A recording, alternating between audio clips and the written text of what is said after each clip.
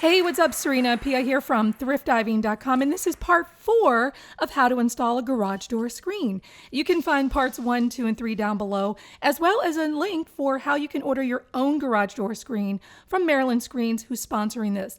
Now, in the last video, we did a lot of the prep work on this garage door screen frame, and now we are ready to assemble. The first measurement I'm going to take is those inside parts that we put aside when we first started setting this up. We want this top part and this bottom part, these horizontals, to be equal distance, exactly the measurement of those verticals. So we're going to set this up on sawhorses, but you can also set this up on the ground. Just be very careful that you don't scratch your frame. We're going to take measurements from diagonal corner to diagonal corner. This tells us that we've got everything straight, square, and that we're not going to create some lopsided mess. We want this to be perfect. And once we ensured that the diagonal measurements were the same, we could put on the vertical frames. Now, here's why we wanted to make sure that we didn't make those too tight when we were assembling this, is because we have to connect everything with bolts and nuts. But here's what might happen.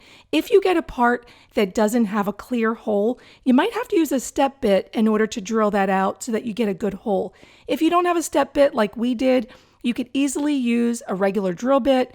It's fine. You just basically want to make this hole a little bit bigger so that when you align these two, the holes will line up cleanly. Now you'll notice that there's a bracket inside of there. We're going to put a bolt in that hole. Now that it's clean, we can get one through, and we're just going to finger tighten it. We're going to tighten this all up in just a moment, but we don't want to tighten this just yet. So the next part is we're going to take some of the long screws and we're going to put one in each side on the bottom, as I'm doing here. This is just a holder. If you're working by yourself, which you can do this by yourself, this is an easy way to hold this center support up. You see it's not connected. It's literally just holding it up for you. And that way, now you can work from the top. So you see here, this is how the screw is going to go in. So we're just going to finger tighten these, making sure that we're making good connection. And when it feels like it's getting a little bit hard to turn them, that means you're threaded. That's good. That's what we want. We're going to leave that fourth one free. And the reason why is because the kit comes with a little woven strap, actually 2 of them. So we're going to take one of the screws and we're going to thread it through the black straps. Okay, we're going to do this for 2 of the screws because there's 2 straps. And that final hole, that's where this strap is going to go. If you remember from the beginning of the video, this is how we're going to operate the screen. We're going to pull it up and down via these straps. And so you'll need a strap here. And then also on the other side, you're going to need a strap. So you'll see that I'm adding another strap here on the inside of the 4 holes. And you'll see them hanging down there. And you'll put the rest of the screws in the bottom of the frame. And now it's time to tighten everything up. And just like any time when you're tightening things, make sure that everything is straight, even, before you totally secure it. And that's what we did here. We made sure that everything was straight, lined up, and then we went back and hit it again. There is a part of these wheels that you can't use an impact driver, so you will need to use a box wrench or another wrench, but you will not be able to use the impact driver because it's so close to that edge there. And you want to tighten up the center support screws, but here's how you do the ones that have the woven strap. Hold it at about 9 o'clock, and as it starts to tighten up, slowly move it to about 12 o'clock, and then finish tightening it. This will ensure that your strap is in the correct position.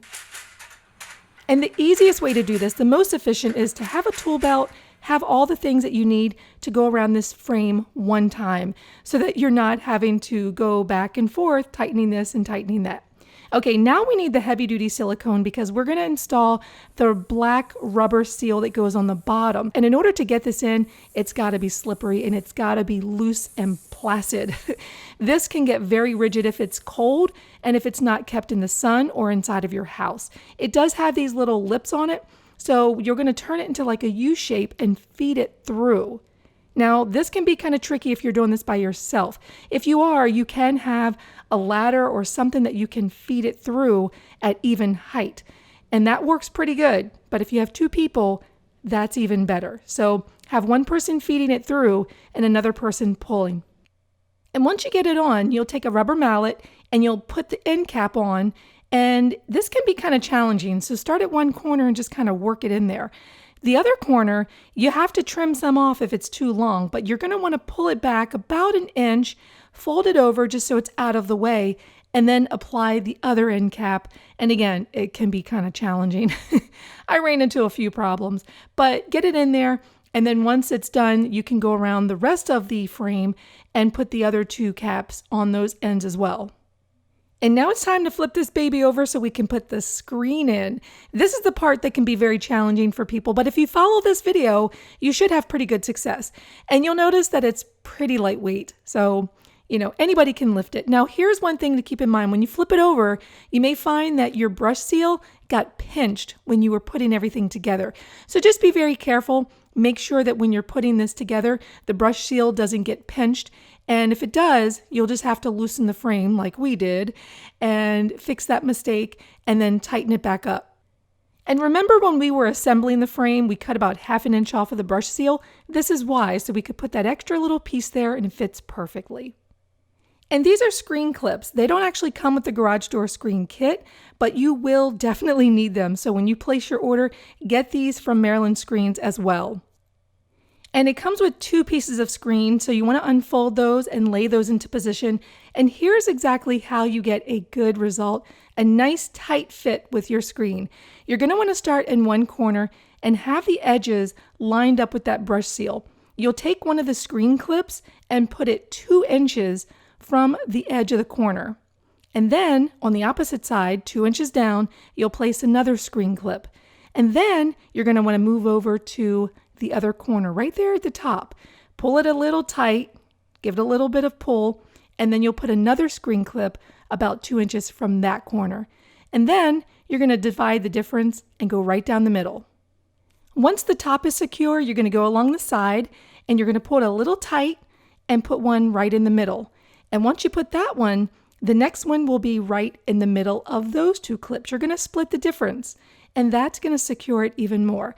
Now that that's in place, you can start working your way around the frame. We're going to go down to probably the next, maybe about a foot or 2, and then we're going to place one there. And then we're going to go to the corner and do the same thing that we did in the corner, making sure that we're 2 inches and 2 inches on either side of that corner. And once we get to the bottom, now we're going to start matching screen clips. So we're going to put one right there in the middle, and we're going to go over to the corner and do our 2 inches from the corner. And you'll notice that each of the clips are directly opposite another clip. This is how we're going to get that tension and remove all of those waves and bubbles. The next step is to add the spline, and to do this, we're going to use a technique called a back roll. First, to get started, you have to create a groove. So we're going to take the spline tool and just at an angle, create a groove there, being careful not to cut the screen. We're going to put the spline in there and then go over it so that it's inside of that groove. It's going to create a nice tight groove there. It's going to be 4 steps. We're going to create this groove. We're going to lay the spline in there, gently pull it, and then we're going to back roll over it with the spline tool. And that's all that it is. But don't get discouraged if it takes you a long time to do this. It's a technique that really takes a little bit of practice. But remember, you're creating that groove, you're inserting the spline, you're going to pull the spline just a little bit, and then you're going to back roll over it. And if you do that technique through the entire frame, you should have pretty good results. And if you need to remove the spline for whatever reason, don't pull the spline, pull the edge of the screen, and that spline should pop up.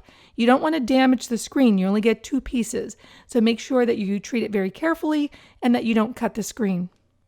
When you get to the end, you can use a utility knife to cut it and then use the spline tool just to make sure it's in the groove. And if you've done it properly, the edge of the screen should sort of pop up like this. That means it's nice, it's taut, and now you're ready to remove the excess. You'll use a utility knife here, but just be careful again that you don't cut the screen. You'll notice that the blade is just in the groove of where the spline is, very gently, no pressure, just gliding it along.